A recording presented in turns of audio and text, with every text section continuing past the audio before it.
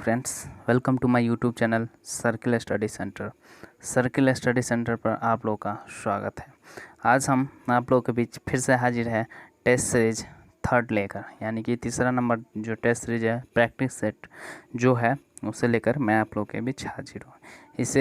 इसमें 100 क्वेश्चन है, इसे मैं पूरे करने का कोशिश करूँगा, हो सके जितना हो सके उतना मैं एक्सप्लेन करूँगा।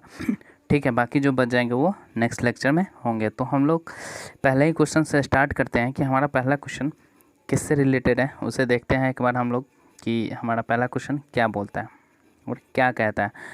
तो हम लोग स्टार्ट करते हैं। पहला क्वेश्चन ये है, हमारा पहला क्वेश्चन आईपीएल से कह रहा है कि वर्ष 2020 के लिए आईपीएल नीलामी में ऑस्ट्रेलियाई तेज गेंदबाज पैट कमिंस का सबसे अधिक कीमत किस टीम ने दिया था। पैट कमिंस जो है ऑस्ट्रेलिया के गेंदबाज है, तेज गेंदबाज है ऑस्ट्रेलियाई टीम के, ठीक है। और 2020 में ये सबसे सर्वाधिक यानी सबसे अधिक कीमत पे बिके थे 15.5 करोड़ में, ठीक है। और सबसे पहले बता दें कि ये आईपीएल हुआ कहाँ था। आईपीएल जो हुआ था ये दुबई में हुआ था। आईपीएल जो हुआ था ये दुबई में हुआ था 2020 का, ठीक है। और इसमें इस आईपीएल का जो विजेता रहा वो रहा मुंबई इंडियंस ये रहा विजेता, ठीक है। और पर्पल कैप जो लिया वो लिया कशिगो रबाडा जो है वो दक्षिण अफ्रीका का खिलाड़ी है, दिल्ली टीम से खेलता है, उसे पर्पल कैप मिला। और ऑरेंज कैप जो मिला वो केएल राहुल को मिला, जो कि पंजाब के टीम से खेलता है और वो भारतीय टीम के सदस्य भी है। तो हम लोग इसका आंसर जो करेंगे, आंसर जो होगा वो सबसे अधिक किसने महंगा खरीदा था, तो वो मुंबई इंडियंस खरीदा था। और 2020 में जो उप विजेता रहा था वो मतलब विजेता जो रहा था वो मुंबई इंडियंस ही था। तो इसका आंसर हो गया सी नंबर। मास्टरमाइंड्स जो पुस्तक है उसके लेखक कौन है। तो मास्टरमाइंड्स किसका पुस्तक हो सकता है, विश्वनाथ आनंद का ये पुस्तक है मास्टरमाइंड। विश्वनाथ आनंद क्या है, वो विश्वनाथ आनंद जो है वो शतरंज यानी चेस के खिलाड़ी है। इन्होंने अपना एक पुस्तक लिखा था मास्टरमाइंड्स, ठीक है। और 2008 में इन्होंने ओलंपिक मेडल भी जीता था शतरंज में। G20 शिखर सम्मेलन की मेजबानी कौन करेगा। G20 जो है G20 शिखर सम्मेलन की मेजबानी करने वाला पहला अरब देश कौन है। पहला अरब देश पूछ रहा है कि कौन है जो कि G20 शिखर सम्मेलन की क्या किया था, मेजबानी किया था। तो वो है हमारा सऊदी अरब। कौन है, सऊदी अरब, ठीक है। अगला क्वेश्चन हम लोग देखते हैं कि किस भारतीय बालू कलाकार को प्रतिष्ठित इटालियन गोल्डन सैंड अवार्ड, मतलब इटली का जो सबसे प्रतिष्ठित इटालियन गोल्डन सैंड अवार्ड जो है 2019 के लिए चुना गया।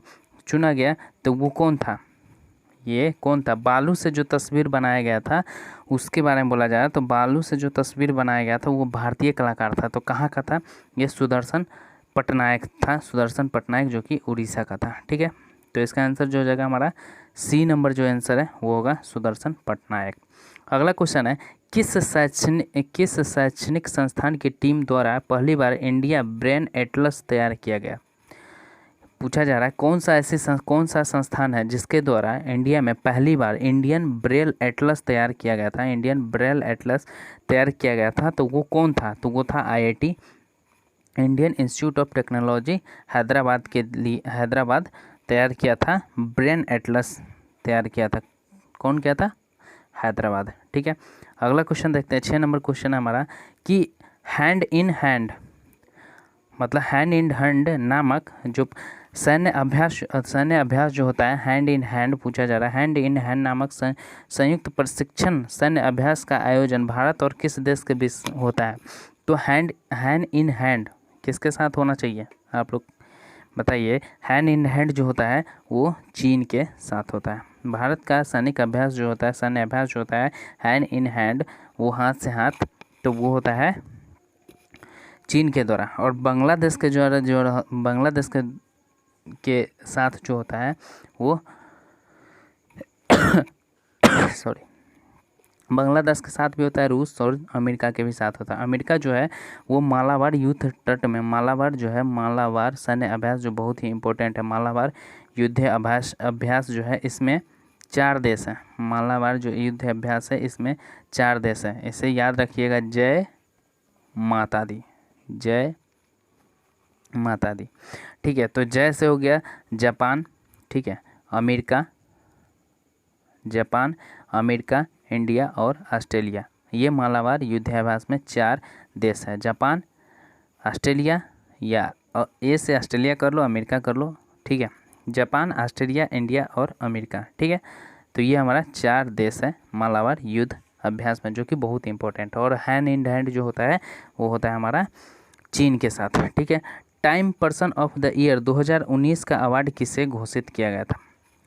मतलब time person of the year का अवार्ड जो है 2019 में किसे घोषित किया गया था? ठीक है, ये किसे घोषित किया गया था? तो ये किया गया था ग्रेटा थनबर्ग को, ग्रेटा थनबर्ग को किया गया था।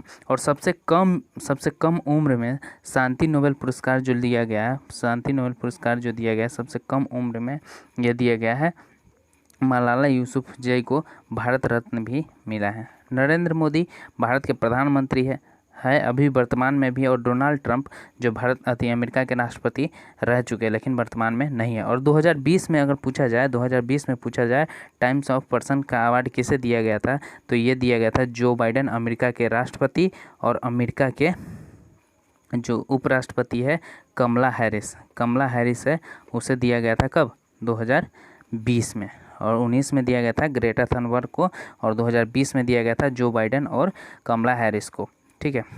तो इसका आंसर जो हो गया ग्रेटा थनबर्ग। चंडीगढ़ इंडिया पुस्तक के लेखक कौन है? चेंजिंग इंडिया पुस्तक के लेखक कौन है? पूछा जा रहा है कि चेंजिंग इंडिया पुस्तक के लेखक कौन है? तो ये हमारा चेंजिंग इंडिया पुस्तक के लेखक जो है वो मनमोहन सिंह है। डॉक्टर मनमोहन सिंह जो है वो भारत के प्रधानमंत्री रह चुके हैं, और साथ ही साथ भारत के वित्त मंत्री भी रह चुके हैं मोरारजी देसाई के समय 1991 में, यानी कि 1991 ईस्वी में वित्त मंत्री के पद पर भी मनमोहन सिंह रह चुके हैं, और भारत के प्रधानमंत्री 2 बार बन चुके हैं डॉक्टर मनमोहन सिंह, ठीक है। तो मनमोहन सिंह के द्वारा ये लिखा गया पुस्तक है चेंजिंग इंडिया। अगला है ह्यूमन स्पेस फ्लाइट सेंटर कहाँ स्थित है? ह्यूमन कहा जा रहा है, ह्यूमन स्पेस फ्लाइट सेंटर कहाँ पे स्थापित किया गया है? ह्यूमन फ्लाइट सेंटर कहाँ पे स्थापित किया गया है? तो ये किया गया है हमारा बेंगलोर में किया गया है ह्यूमन स्पेस फ्लाइट सेंटर, ठीक है। ये किया गया है कहाँ? बेंगलोर में, ठीक है। उसके बाद दिल्ली जो है भारत की राजधानी है, केंद्र शासित प्रदेश भी है दिल्ली। हैदराबाद जो है वो तेलंगाना की राजधानी है, और अहमदाबाद जो कि गुजरात का शहर है, ठीक है। अगला क्वेश्चन है यूएसए मेलानिया ट्रंप की पहली महिला की अनाधिकृत जीवनी the art of her deal नामक पुस्तक के लेखक कौन है? मंगोलिया, यानी कि मेलानिया ट्रंप यूएसए की एक महिला है, मेलानिया ट्रंप, ठीक है। उसके द्वारा एक पुस्तक लिखा गया था the art of the her deal नामक पुस्तक के लेखक कौन है? ठीक है, लेखक कौन है? तो वो है मैरी जॉर्डन जो है इसके लेखक है। इस पुस्तक के लेखक कौन है? Mary Jordan, the art of her deal, ठीक है। अगला क्वेश्चन है हमारा प्रवीण राव को हाल में ही भारत के किस उद्योग निकाय के नए अध्यक्ष के रूप में नियुक्त किया गया था? किसको किया गया? प्रवीण राव को भारत के किस उद्योग में?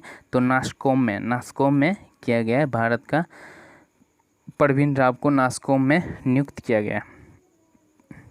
अगला क्वेश्चन है 12 नंबर क्वेश्चन है हमारा निम्नलिखित में से किस प्रौद्योगिकी कंपनी ने कोरमो जॉब्स नामक का एक रोजगार एप्लीकेशन लॉन्च किया है?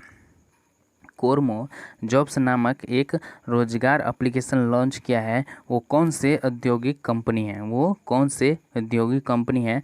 तो वो हमारा गूगल है, गूगल बाबा, ठीक है। 13 नंबर क्वेश्चन है कि निम्नलिखित में से किसे प्रधानमंत्री नरेंद्र मोदी को टर्मिन्स आधार पर निजी सचिव यानी पीएस पर्सनल सेक्रेटरी नियुक्त किया गया है? पर्सनल सेक्रेटरी किसे नियुक्त किया गया है? मोदी के टर्म एंड कंडीशन के आधार पर। तो वो हमारा जो है वो कौन सा है? तो वो है हमारा हार्दिक सतीश चंद्र शाह। हार्दिक सतीश चंद्र शाह जो है इनको मोदी का पर्सनल सेक्रेटरी अपॉइंटमेंट किया गया है। अगला क्वेश्चन है, मोहनजोदारो से प्राप्त पशुपति मोहर में निम्न में से कौन सा पशु नहीं पाया गया था? तो मोहनजोदारो से जो प्राप्त हुआ है पशुपति का जो मोहर प्राप्त हुआ है उस पर किसका चिन्ह बोल रहा है, किसका सिंबल जो है नहीं पाया गया था? तो वो जो सिंबल नहीं पाया गया था ये था शेर का सिंबल नहीं पाया गया था। और उस पर जो पाया गया था वो पाया गया था हाथी बोल रहे हैं, हाथी का पाया गया था, गैंडा का पाया गया था और हिरन का पाया गया था। साथ ही साथ मोहर पर पशुपति के दाएं बाएं और चरण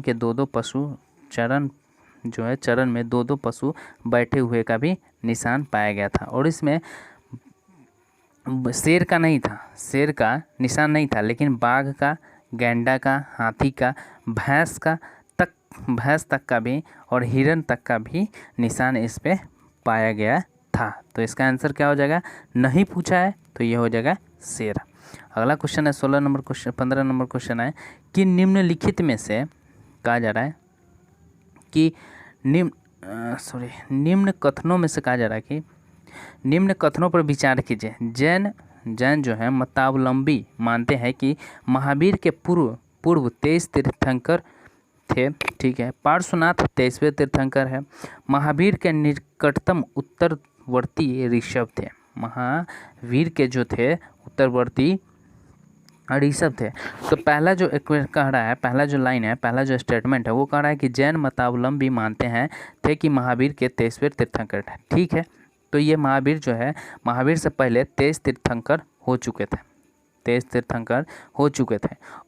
और साथ ही जो 23वें तीर्थंकर थे वो पार्श्वनाथ ही थे। 23वें तीर्थंकर जो थे वो पार्श्वनाथ थे। लेकिन जैन धर्म जो है वो प्राचीन से ही चलता आ रहा एक धर्म है। और 24वें धर्म अगर कहा जाए, जैन धर्म के जो 24वें तीर्थंकर थे वो थे महावीर जैन। 24वें तीर्थंकर जो बोला जाए तो वो थे कौन? 24वें तीर्थंकर थे महावीर जैन, महावीर थे। ठीक है, महावीर थे। लेकिन अगर फर्स्ट पूछा जाता है ज़्यादातर क्वेश्चनों में अगर पूछा जाए कि फर्स्ट तीर्थंकर कौन थे तो ये थे ऋषभ देव। ठीक है, ऋषभ देव जो थे ये जैन धर्म के फर्स्ट तीर्थंकर थे। ठीक है, तो इसका जो आंसर है हमारा ये उत्तरवर्ती ऋषभ नहीं थे। ये जो है ये क्वेश्चन गलत है, ये सही है, ये सही है, यानी कि हमारा 1 और 2 नंबर जो है वो सही है। ठीक है, और पार्श्वनाथ का जो जन्म हुआ था वो काशी में हुआ था। ठीक है, और यही है, तो हमारा आंसर हो जाएगा ए नंबर 1 और 2। अगला क्वेश्चन है कि किन राजाओं पर विचार, जो राजा दिए गए हैं 3 हैं, उन राजाओं पर विचार करने के लिए बोला जा रहा है। अजातशत्रु, बिंदुसार और प्रसेनजीत, इन तीनों पे। तो ये तीनों जो है बुद्ध के समकालीन है। बुद्ध के समकालीन कौन कौन सा राजा है?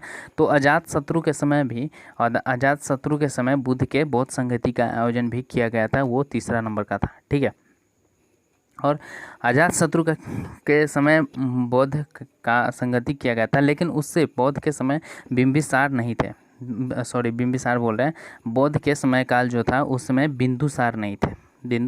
बिंदुसार का ही पुत्र जो है वो अजातशत्रु है। ठीक है, अजातशत्रु है। और प्रसेनजीत जो है वो महात्मा बुद्ध के परम मित्र थे प्रसेनजीत। तो उनके समकालीन पूछ रहे हैं कौन कौन बुद्ध के समकालीन थे, यानी उनके समय थे, तो वो थे 1 और 3, यानी कि अजातशत्रु और प्रसेनजीत जो थे उनके समकालीन थे। और बिंदुसार जो थे तब तक इनका खात्मा हो चुका था, यानी कि देहांत हो चुका था। 17 नंबर क्वेश्चन है कि क्या कह रहा है कि सुमेलित करने के लिए बोला जा रहा है, सुमेलित कीजिए। ठीक है, तो वराह मिहिर, विशाखदत्त, शूद्रक और क्या है विल्हन। तो सबसे पहले बता दें कि इनके जो है पुस्तक यानी कि मूल ग्रंथ के बारे में पूछा जा रहा है। मूल ग्रंथ के बारे में पूछा जा रहा है, उनसे इनका मिलान करना है। ठीक है, तो वारामिहिर जो है, वारामिहिर का जो पुस्तक के लेखक है वारामिहिर, उनका जो पुस्तक है या ग्रंथ जो है वो है बृहत संहिता। विशाख दत्त का जो है वो, विशाख दत्त का इसमें नहीं है, मुद्रा राक्षस। विशाख दत्त का जो है इसमें वो है मुद्रा राक्षस, याद रखिएगा आप लोग। विशाख दत्त का जो है वो है मुद्रा राक्षस। और शूद्रक, शूद्रक का जो है इसमें दिया है शूद्रक का दिया है मृच्छकटिकम, शूद्रक का दिया है मृच्छकटिकम। विल्हन, विल्हन, विल्हन का दिया है विल्हन का जो दिया है वो दिया है विक्रमांक देवचरित, विक्रमांक देवचरित। यानी कि अगर कहा जाए तो ए का थर्ड और सी का, ए का थर्ड, ठीक है, ए का थर्ड हो गया, तो ए का थर्ड, उसके बाद सी का टू, ए का थर्ड सी का टू, यानी बी नंबर जो ऑप्शन है हमारा मैच कर रहा है। ये आंसर, इसका आंसर जो हो जाएगा हमारा वो बी नंबर हो जाएगा। लेकिन विशाख दत्त, बाकी इसमें जो दो पुस्तक बच गए हैं वो बच गए हैं कौन कौन सा, प्रबंधन चिंतामणि, सिर्फ प्रबंधन चिंतामणि बच गया है। तो प्रबंधन जो चिंतामणि पुस्तक के लेखक है मेरुतुंग है, मेरुतुंग, ठीक है, इनका ये पुस्तक लिखा गया है। और विशाख दत्त का जो पुस्तक है वो मैंने बताया मुद्रा राक्षस। तो आंसर हमारा हो गया बी नंबर। अगला क्वेश्चन है 18 नंबर के, वेदों के प्रख्यात टीकाकार, वेदों के जो प्रख्यात थे और टीकाकार शायन किनके शासनकाल के अधीन फले फूले थे। जो टीकाकार शायन जो था वो किसके शासनकाल के समय ये फूला फला था। तो ये विजयनगर के राजा जो थे कृष्णदेव, विजयनगर के राजा जो थे वो कृष्णदेव थे। लेकिन उनका जो स्थापना किया था, विजयनगर का जो स्थापना किया था वो किया था हरिहर और बुक्का, दोनों भाइयों ने मिलकर विजयनगर की स्थापना किए थे। और विजयनगर की जो राजधानी थी, विजयनगर की राजधानी जो है वो हम्पी में था, हम्पी। विजयनगर जो वर्तमान में पड़ता है ये कर्नाटक में है, कर्नाटक में है। इसकी विजयनगर की स्थापना करने वाले कौन थे, हरिहर और बुक्का, हरिहर बुक्का थे, ये दोनों भाई थे संस्थापक। ठीक है, तो किस कहा जा रहा है कि कौन था उस समय, कौन राजा के शासनकाल में टीकाकार का व्याख्यात यानी कि फूल फला था, चरम सीमा पे पहुंचा था। तो वो कौन था, वो था हमारा विजयनगर के राजा कृष्णदेव। तो मैंने बताया कि विजयनगर की स्थापना किसके द्वारा किया गया, हरिहर और बुक्के के द्वारा। तो कब किया गया ये भी लिख लीजिए आप लोग, 1336 ईस्वी में किया गया था, 1336 ईस्वी में किया गया था। और यहाँ के जो राजा थे वो कृष्णदेव राय थे। अगला क्वेश्चन हमारा हो गया, इसका आंसर हो गया डी नंबर। अगला क्वेश्चन है, मुगल चित्रकला के विषय में कौन सा कथन सही है। मुगल के समय चित्रकला का स्वर्ण काल किसे कहा गया। मुगल के समय चित्रकला के स्वर्ण काल किसे कहा गया, चित्रकला का जो स्वर्ण काल है वो किसे कहा गया, बताइए। स्वर्ण काल, तो ये पूछा जाए तो स्वर्ण काल किसे कहा, तो ये कहा गया जहांगीर को कहा गया स्वर्ण काल। और पर्यटन का स्वर्ण मतलब कि जो बिल्डिंग बनवाने का जो कार्य किया गया था तो वो किया गया था शाहजहां के द्वारा ये किया गया था। और साथ ही साथ इसमें पूछा जा रहा है कौन सा कथन सही है, तो ये युद्ध दृश्य, दरबारी चित्रण, ठीक है, पशु पक्षी और प्राकृतिक दृश्य, जी हाँ। तो इसमें सारे ऑप्शन जो है वो सही है। इसका आंसर जो हो जाएगा हमारा डी होगा, क्योंकि मुगल काल का जो स्वर्ण काल कहा गया चित्रकला का तो वो जहांगीर के समय था। और ये उस समय ज़्यादातर चित्रकारी ही किया जाता था और उस समय जहांगीर को चित्रकारी बहुत ज़्यादा पसंद था, इसलिए उस समय उसके शासनकाल के जो समय है उसे चित्रकला का स्वर्ण काल भी कहा गया है। अगला क्वेश्चन है 20 नंबर क्वेश्चन है हमारा कि निम्नलिखित में से किसने पूर्ण सुरक्षा का वचन कर शिवाजी को मुगल दरबार में उपस्थित होने के लिए राजी किया था। ऐसा कौन सा राजा था जिसने कहा कि शिवाजी की हम पूरी सुरक्षा करेंगे और उसे मुगल साम्राज्य में हाजिर कर दिया। तो वो जो था राजा जयसिंह के द्वारा ऐसा कहा गया था, जो उन्होंने पूर्ण वचन भी दिया था कि हम मुगल साम्राज्य में पूर्ण सुरक्षा के साथ इनको उपस्थित करेंगे। लेकिन 1665 ईस्वी में पुरंदर की संधि किसके किसके बीच हुई थी? तो ये हुई थी संधि, जो पुरंदर की जो संधि हुई थी वो 1665 ईस्वी में हुआ शिवाजी और राजा जय सिंह के बीच हुई थी। ठीक है, जय सिंह के बीच हुई थी और जय सिंह ने कहा था कि मैं शिवाजी को बंदी बना लूँगा, और इन्होंने बना भी लिया था और उसके बाद इसे मुगल साम्राज्य के दरबार में पेश किया था। तो ये जय सिंह हो गया। अगला क्वेश्चन है हमारा 21 नंबर क्वेश्चन है, सुम्मिलित करना है। ठीक है, सुम्मिलित करना है। क्लाइव वेंटिक है, चार्ल्स मेटकॉफ है, कर्जन है। तो कहा जा रहा है प्रेस पर से प्रतिबंध हटाना, बंग विभाजन यानी बंगाल विभाजन, बंगाल में दोहरा शासन और अंग्रेजी शिक्षा।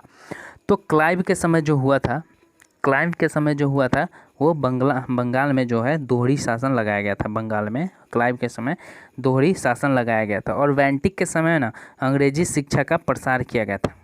वेंटिक के समय अंग्रेजी शिक्षा का प्रसार किया गया था। और चार्ल्स मेटकॉफ के समय, उस समय प्रेस पर जो था वो पहले से ही प्रतिबंध लगा हुआ था, लेकिन वो चार्ल्स मेटकॉफ जो है प्रेस से प्रतिबंध हटा दिया। और कर्जन के समय बंग विभाजन हुआ था। बंगाल में जो द्वैत शासन लागू किया गया था वो कब किया गया था? तो ये किया गया था बक्सर के युद्ध के बाद। तो बक्सर का युद्ध कब हुआ था?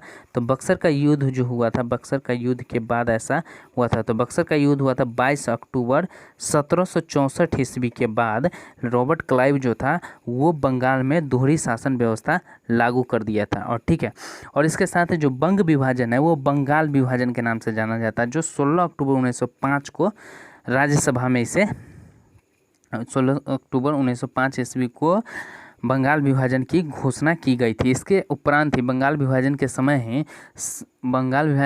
ही स्वदेशी आंदोलन का भी आरंभ, स्वदेशी आंदोलन को भी इसके बाद से बंगाल विभाजन के समय काल से ही स्वदेशी आंदोलन की भी शुरुआत की गई थी। तो इसका आंसर जो हो जाएगा वो हो जाएगा हमारा, कौन हो जाएगा? रॉबर्ट क्लाइव 1 का हो गया 3rd, 3B का हो गया 4th, और C का हो गया 1, और D का हो गया 2। तो A का हो जाएगा 3, A का 3, B का 4, C का 1 और D का 2, यानी कि A नंबर जो ऑप्शन है वो हमारा सही है, बिल्कुल सही है। तो हम लोग कितने क्वेश्चन किए? 21। अगला देखते हैं 22। कह रहा है कि विख्यात मुजफ्फरपुर हत्याओं 1908 के बारे में निम्नलिखित कथन पे गौर कीजिए, फरमाइए और कौन सा सही है वो बताइए। ठीक है, तो वह बम जो श्रीमती प्रिंगल और उनकी पुत्री की गाड़ी पर फेंका गया था, वस्तुतः वह मुजफ्फरपुर के जिला जज श्रीमान किंग्सफोर्ड के लिए अभिप्रेत था। क्रांतिकारी श्रीमान किंग्सफोर्ड को मारना चाहते थे क्योंकि उन्होंने स्वदेशी सक्रियवादी को कठोर दंड दिए थे। खुदीराम बोस प्रफुल्ल चाकी को अपने कार्य के लिए दंड मृत्यु के रूप में भुगतना पड़ा था। ठीक है, तो इसमें जो कहा जा रहा है, इसमें बम फेंकने का जो बात है वो बम फेंका गया था 30 अप्रैल 1908 ईस्वी को। फेंका गया था, जरूर फेंका गया था 30 अप्रैल 1908 ईस्वी में। और ये फेंका गया था जो है किंग्सफोर्ड के गाड़ी पे। लेकिन बात ये है कि किंग्सफोर्ड के गाड़ी पे ये फेंका गया था। ठीक है, तो संयोग से वो उस गाड़ी में गया नहीं, उसकी पत्नी और बेटी गई। तो वो दोनों उसमें बम फेंका, जो उसमें बम की हादसा में वो दोनों मारे गए। ठीक है, उसके बाद जो खुदीराम बोस है, उस खुदीराम बोस और प्रफुल्ल चाकी को 11 अगस्त याद रखिएगा, 11 अगस्त 1908 ईस्वी को, 11 अगस्त 1908 ईस्वी को क्या किया गया था? इसे फांसी दे दी गई थी। ठीक है, इसे फांसी दे दी गई थी खुदीराम बोस को। और खुदीराम बोस के समय उसका वकील जो थे चित्तरंजन दास जी थे। ठीक है, तो इसका आंसर जो होगा, यानी कि ये जो कथन है ये तीनों सही है। तो अगला क्वेश्चन हम लोग देखते हैं। 1911 ईस्वी में जब राजधानी कलकत्ता से दिल्ली लाने की घोषणा की गई, उस समय भारत का वायसराय कौन था? भारत का जो पूर्व में राजधानी जो था वो कलकत्ता में ही था, लेकिन 1900 बंगाल विभाजन के दौरान ही, उसी समय बंगाल विभाजन पूर्ण रूप से अगर कहा जाए तो 1912 ईस्वी में हुआ था, लेकिन घोषणा चलता आ रहा था 1905 ईस्वी से ही। लेकिन उसी बीच में जब भारत की जो राजधानी है वो स्थानांतरित किया गया, कोलकाता से दिल्ली किया गया, तो उस समय पूछा जा रहा है कि वायसराय कौन था। तो उस समय जो वायसराय जो था वो लॉर्ड हार्डिंग था, लॉर्ड हार्डिंग सेकंड जो था उस समय, समझे। और ये घोषणा किया गया था किसी और के द्वारा, राजा जॉर्ज पंचम जो थे उनके द्वारा ये घोषणा किया गया था। ठीक है, अगला क्वेश्चन हमारा कि साइमन कमीशन के आने के विरुद्ध में, साइमन कमीशन जब भारत आया तो उसके विरुद्ध में जन आंदोलन क्यों हुआ था? उसके विरोध में जन आंदोलन क्यों हुआ था? तो भारत में साइमन कमीशन आया कब था? साइमन कमीशन जो है भारत में कब आया था? साइमन कमीशन एक ऐसी कमीशन थी जिसमें एक भी भारतीय नहीं थे। जितने भी सदस्य थे वो साले वो क्या थे? अंग्रेज ही थे। और ये भारत में 1928 ईस्वी में लाया गया था, 1928 ईस्वी में लाया गया। ठीक है, और इसे ही साइमन कमीशन, इसके विरोध में लाला लाजपत राय जो है, लाला लाजपत राय, जिनकी लाठियों से मार कर हत्या कर दी गई। ठीक है, तो इसमें पूछा जा रहा है कि 1919 के अधिनियम नहीं, ये 1927 में आया था इसका अधिनियम। ये भारत आया था 1928 में, लेकिन इनका जो वैधानिक अधिनियम जो था वो था 8 नवंबर 1927 का था, लेकिन भारत जो आए थे 1928 ईस्वी में आए थे। और कहा जा रहा है ये साइमन कमीशन ने प्रांतों में द्विभाजन की समाप्ति की, ये गलत है। साइमन कमीशन में कोई भी भारतीय सदस्य नहीं था, ये इसीलिए विरोध हुआ था। ठीक है, और वो अपनी मनमाना चलाते थे। महाराष्ट्र में पूछा जा रहा है कि महाराष्ट्र में गणपति पर्व का शुभारंभ किया था, किसने किया था? और किसने किया था गणपति पर्व का आरंभ? तो महाराष्ट्र में गणपति पर्व का जो आरंभ किया गया था वो बाल गंगाधर तिलक के द्वारा किया गया। बाल गंगाधर तिलक के द्वारा ये आरंभ किया गया 1893 ईस्वी में। 1893 ईस्वी में बाल गंगाधर के द्वारा महाराष्ट्र में गणपति पर्व का शुभारंभ किया गया। ठीक है, और 1895 ईस्वी में ही इसमें 1895 ईस्वी में क्या किया गया था? शिवाजी महोत्सव मनाया गया था।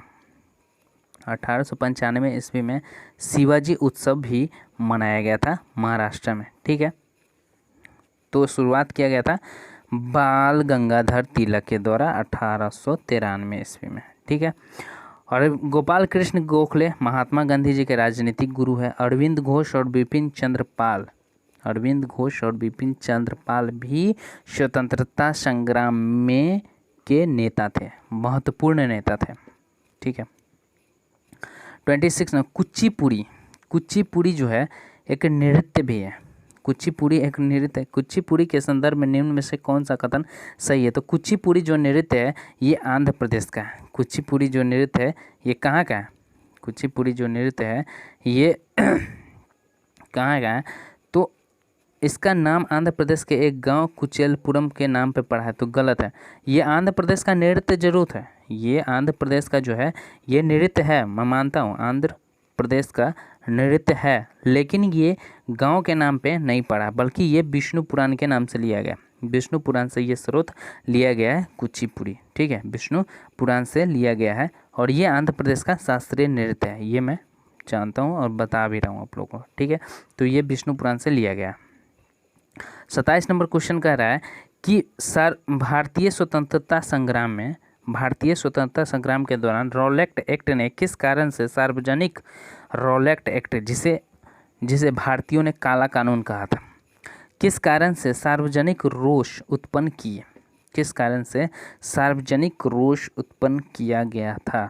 तो रॉलेट एक्ट कानून जो था वो काला कानून था। ठीक है, ये इसमें यह था कि ना कोई वकील होगा ना कोई दलील होगा। ठीक है, इस कानून का मतलब था कि इसमें ना कोई वकील होगा ना कोई दलील होगा।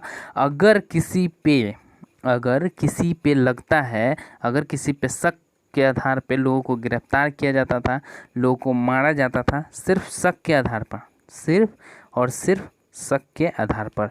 तो इसने स्वतंत्र धर्म को कम किया, ये गलत है। इसमें भारतीय परंपरागत शिक्षा को बढ़ाया था, ये तो और गलत है। इसमें इसने लोगों को बिना मुकदमा चलाए जेल भेजने के लिए अधिकृत है, ये सही है। इसमें श्रमिक संघ की गतिविधियों को नियंत्रित किया था, उससे इसका कोई मतलब नहीं था। लेकिन ये कानून जो था वो किसी भी व्यक्ति को अगर गिरफ्तार कर लिया तो उसमें ना कोई दलील होती थी, ना कोई सुनवाई होता था, कुछ भी नहीं होता था, और सीधे उसे जेल में बंद कर दिया जाता था, मारा जाता था, पीटा जाता था बहुत ज़्यादा। और ये कानून जो आया था, कब आया था? तो ये कानून आया था 1919 ईस्वी में, ठीक है। 1919 ईस्वी में ये कानून आया था इंडिया में। और 13 अप्रैल, आप लोग याद रखिएगा, बहुत ही इम्पोर्टेंट डेट है ये। 13 अप्रैल 1919 का कौन सा हत्याकांड हुआ था? कौन सा हत्याकांड हुआ था? आप लोग अगर जानते हैं तो कमेंट करके बताइए, लेकिन फिर भी मैं बता रहा हूँ आपको। 13 अप्रैल 1919 ईस्वी को जालियांवाला हत्याकांड हुआ था।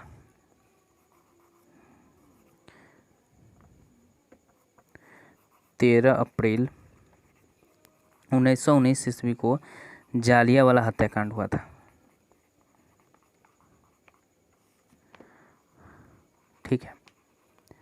हत्याकांड हुआ था जो कि अमृतसर में हुआ था, अमृतसर में हुआ था। जालियांवाला बाग था, वहाँ पे क्या किया गया था? जितने भी भारतीय उस जालियांवाले बाग में बैठे हुए थे, सभा चल रहा था, बैसाखी का दिन था, उसमें उन्होंने, जनरल डायर ने सभी लोगों पे गोलियां चलवा दिए थे, और वो वहाँ के जो मिट्टी है वो खून से लथपथ हो गए थे। आज भी वहाँ पे ये प्रमाण मिलता है, आज भी उसका प्रमाण है कि जब वहाँ के मिट्टी को खोदा जाता है तो वो मिट्टी लाल ही दिखाई दे रहा है, ठीक है। तो इसका आंसर हो गया सी नंबर। अगला नंबर क्वेश्चन है 28।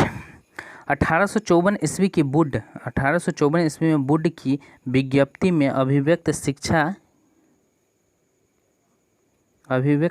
का लक्ष्य क्या था? 1854 ईस्वी में जो बुड विज्ञप्ति जारी किया था, उसमें शिक्षा का लक्ष्य क्या रखा गया था? तो भारत के पाश्चात्य संस्कृति का प्रचार था। जो भारत के पाश्चात्य संस्कृति का प्रचार करना था। इसमें बोर्ड ऑफ कंट्रोल का जो अध्यक्ष था वो था चार्ल्स बोर्ड्स जो था वो क्या था? चार्ल्स बोर्ड्स जो था वो क्या था? तो बोर्ड ऑफ कंट्रोल के अध्यक्ष, ठीक है। और ये 1854 ईस्वी में किया गया था, ये 1854 ईस्वी में किया गया। अगला क्वेश्चन है, इसका आंसर क्या हो जाएगा हमारा? कि आंसर हो जाएगा हमारा बी नंबर, ठीक है। अगला क्वेश्चन है 29 नंबर क्वेश्चन है कि सही युग्म चुनिए, सही युग्म चुनिए। एलोरा का जो गुफा है, शक, महाबलीपुरम, राष्ट्रकूट, मीनाक्षी मंदिर, पल्लव, और खजुराहो जो है चंदेल। तो ये जो मंदिर है, खजुराहो का जो मंदिर है वो मध्य प्रदेश में है, ये मध्य प्रदेश एमपी में है, ठीक है। और ये पंचायतन शैली में बना हुआ है, पंचायतन शैली में बना हुआ, और ये चंदेल में है। तो ये एक सही है, ये सही है। चंदेल छतरपुर में है, ठीक है, छतरपुर में है। और मीनाक्षी मंदिर जो है ये भी पांडव द्वारा बनाया गया था, मीनाक्षी मंदिर। और एलोरा का जो गुफा है वो राष्ट्रकूट द्वारा बनाया गया है, ठीक है। महाबलीपुरम जो है ये पल्लव वंश के द्वारा बनाया गया था। ये किसके द्वारा बनाया गया? पल्लव वंश के द्वारा, ठीक है। अगला क्वेश्चन है, निम्न में से कौन सा सही युग्म है? सूर्य से पृथ्वी की मध्य दूरी को क्या कहते हैं?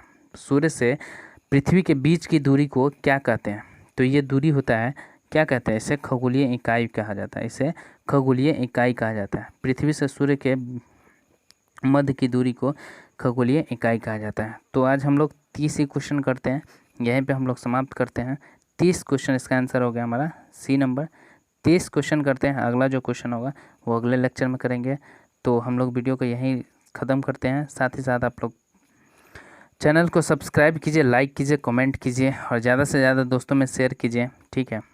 तो और एक बात, बिहार एसआई का जो है 2213 पोस्ट के लिए जो एग्ज़ाम है उसका डेट अनाउंस नहीं किया गया है, लेकिन संभावित डेट जो बताया गया है, वो बताया गया है 5 दिसंबर को। 5 दिसंबर को बताया गया है, 5 दिसंबर 2021 को संभावित डेट है, या इस डेट को हो भी सकता है, नहीं भी हो सकता है, आगे पीछे पोस्टपोन भी हो सकता है। तो ठीक है, आप लोग को यहीं तक है। आप लोग चैनल को सब्सक्राइब कीजिए, लाइक कीजिए, शेयर कीजिए, कमेंट कीजिए।